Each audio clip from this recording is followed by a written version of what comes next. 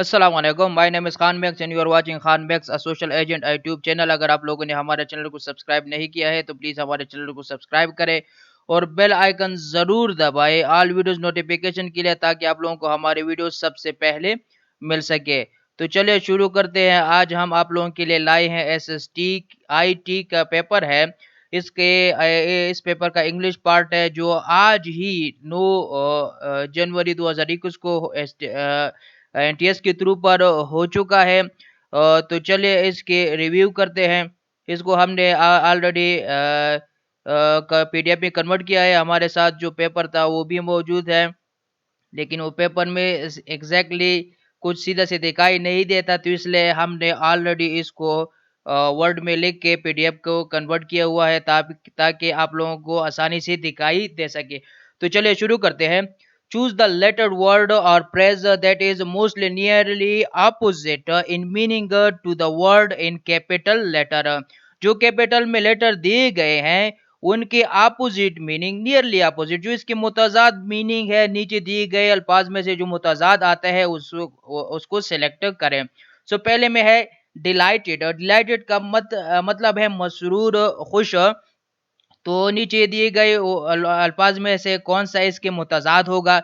Evolve. Evolve का मतलब है इर्तिका पजीर होना, आहिस्ता आहिस्ता तरक्की करना, तब्दील होना, बदलना। स्पाइट। स्पाइट का मतलब है इसके बावजूद बदखूबी, कीना परवरी, हसद। रूमी। रूमी का मतलब है कुशादा, ऐसी जगह जहाँ पे बहुत ज्यादा कमरे हो। और ग्लूमी। ग्लूमी का मतलब है हमारे साथ उदास, नाखुश। तो यहाँ पे खुशी है, यहाँ पे उदासी है, तो हमारे साथ जो करेक्ट आंसर है वो क्या आएगा? ग्लूमी आएगा। नंबर सेकंड है सोर। सोर का मतलब है तुरुष, कटा। तो इसका अपोजिट वर्ड क्या होगा? स्वेट। स्वेट का मानी है पसीना। स्वान। स्वान का एक परिंदे का नाम है जिसको राज हंस कहते हैं। सेवर। सेवर कहते हैं लिज्जत को, मजे को। उसके बाद स्वीट है, स्वीट कहते हैं मीठा। तो सोर का जो अपोजिट है वो क्या आएगा? मीठा आएगा। Number three downfall. डाउनफॉल का मतलब है जवाल, तनजुल। तो तो इसका अपोजिट क्या आएगा? डीके। डीके का मतलब है गलना, सड़ना, खराब होना। डीजेनरेशन। डीजेनरेशन का मतलब है तनजुली, बिगाड़, जिल्लत। राइज। राइज का मतलब है ऊंचा होना, तरक्की करना, बुलंदी। और इटरनल। इटरनल का मतलब है हमेशा, अबदी जिंदगी। तो यहाँ पे जिल्लत है, यहाँ पे जिल्लत है, गिरना है। यहाँ पे राइज ऊंचाई है, तरक्की है। तो इसमें जो हमारे साथ करेक्ट आंसर है वो क्या आएगा? सी आएगा, राइज। इसी तरह नंबर 4 के क्वेश्चन से पहले जो दिए गए हैं वो कहते हैं choose the word most similar in meaning to the capitalised one. तो जो अल्फाज दिए गए हैं उनके सिमिलर, हम आवाज जिसको सिनोनिम्स कहते हैं, हम मानी अल्फाज कहते हैं, उसको तलाश करके सिलेक्ट करना है। Add joining. एड ज्वाइनिंग कहते हैं मुल्हिक को, जो अटैच हो। तो नंबर 1 में है एडजेक्टिव, एडजेक्टाइवल। एडजेक्टाइवल कहते हैं जो चीज जो एडजेक्टिव के तौर पर इस्तेमाल होती है उसको एडजेक्टाइवल कहते हैं।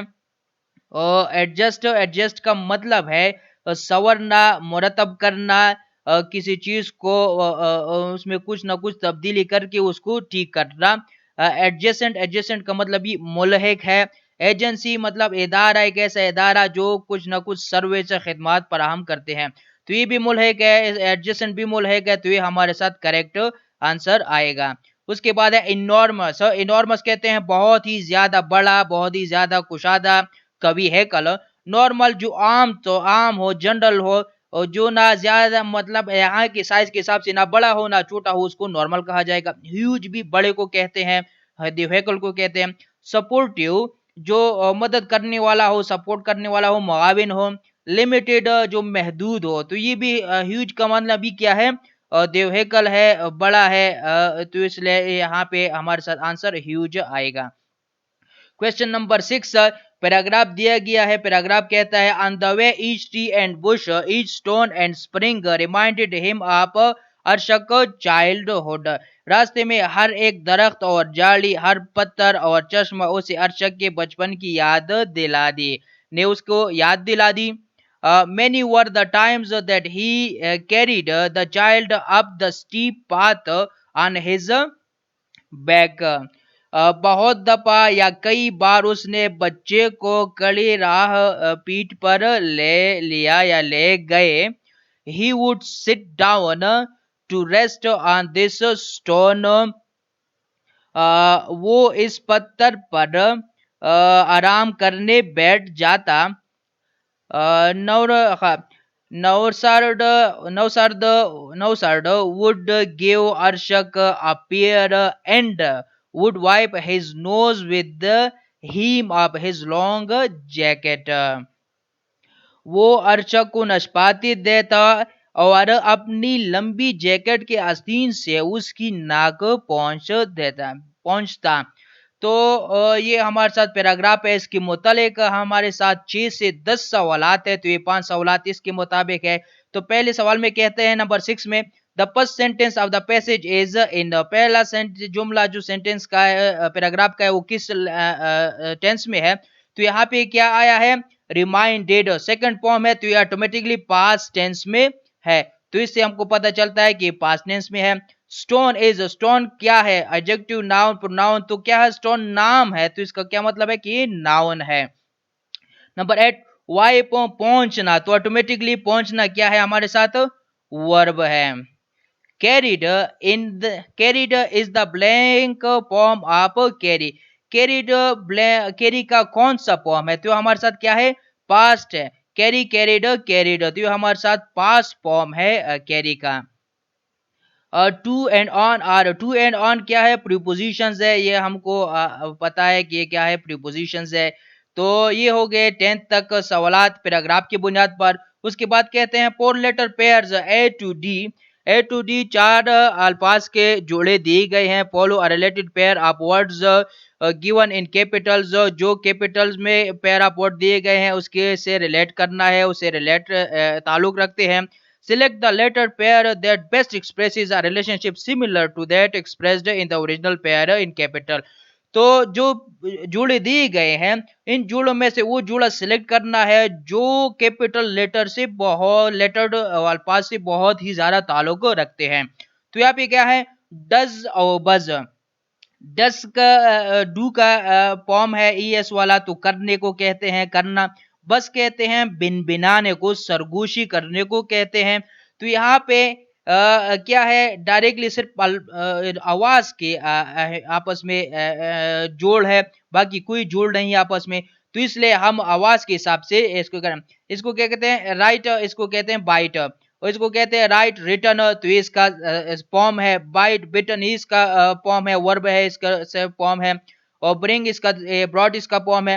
Right wrote written bite bit bitten इस तरह ब्रिंग ब्रॉड ब्रॉट. तो इसलिए यहाँ पे जो राइट है राइट और बिट तो ये आपस में आवाज के एतबार से क्या है एग्जैक्टली सेम टू सेम है. इसका मतलब रिट का मानी है हुक्मनामा और बाइट का मतलब बिट का मतलब है तोड़ा. लेकिन आवाज के एतबार से जिस तरह डज और बज का आपस में ताल्लुक है इस तरह रिट बिट का आपस में ताल्लुक है. तो यहाँ पे जो करेक्ट जोड़ा आएगा ये हमारे साथ ए ऑप्शन आएगा. ये इसको क्या एनालॉजीज कहते हैं. ये एनालॉजी है कि अल्फाजों का मुख्तलिफ अंदाज से जो ताल्लुक हम इजहार करते हैं उसको एनालॉजी कहते हैं. फ्रेंड फो दोस्त दुश्मन. तो एक दूसरे का मुखालिफ है. तो नीचे दिए गए में से हम मुखालिफ ढूंढेंगे. ड्रीमी. ड्रीम कहते हैं ख्वाब को. ड्रीमी कहते हैं वो चीज जो ख्वाब हो यानी हकीकत नहीं हो. राइट कहते हैं ठीक को. हक को भी कहते हैं. और साथ में राइट कहते हैं रस्म को जो रिचुअल से निकला है. और इसके साथ ब्यूटीफुल खूबसूरत. अगली बदसूरत. खूबसूरत बदसूरत. निबर पड़ोसी. निबरिंग साथ जो पड़ोस होता है उसको कहते हैं. तो इसमें ये दो आपस में मुखालिफ है. तो इसलिए ये भी मुखालिफ है ये भी मुखालिफ है. इसका करेक्ट आंसर आएगा. तो करेक्ट आंसर हमारे साथ सी आएगा. Complete the sentences by choosing the most appropriate option from the given letter choice A to D below each. नीचे दिए गए ए टू बी जो ऑप्शंस दिए गए उनमें से जो बेस्ट ऑप्शन लगता है वो आप जुमलों में लगाएं. नंबर 13 में कहते हैं he blank his keys last week. Last week है तो पिछला जमाना है, तो इसमें ऑटोमेटिकली जो फर्स्ट टेंस सॉरी जो सेकंड टेंस है वो लगाया जाएगा, तो लॉस्ट इसमें आएगा। He lost his keys last week, उसने पिछले हफ्ते अपने कीज चाबियां गुमा दी, उसे गुम चुकी है, गुम गई है। Number 14, he has blank careful ever since he was cot cheating. तो यहाँ पे क्या है, मौजूद दौर में एक काम कंप्लीट हो चुका है, तो इसलिए हम क्या इस्तेमाल करेंगे, बीन। बीन यहाँ पे क्या होगा, एज अ वर्ब इस्तेमाल होगा, is was being. He has been careful ever, he has been careful, वो तब से मुख्तात है, एवर सिंस, जब से वो, ही वाज कॉट चीटिंग, जब से वो नकल करते हुए पकड़ा गया है तब से वो मुख्तात है, तब से वो एहतियात करता है। तो ये था हमारे साथ आज के एसएसटी आईटी पेपर का 14 ऑब्जेक्टिव्स। बाकी ऑब्जेक्टिव्स हमको अभी तक नहीं मिले हैं, जैसे ही वो मिलते हैं वो भी हम आप लोगों के लिए अपलोड करेंगे। So thanks a lot for watching, please subscribe to our channel, like comment and share the video. So आइंदा के लिए एक और वीडियो के साथ मुलाकात होगी, तब तक के लिए अस्सलाम वालेकुम।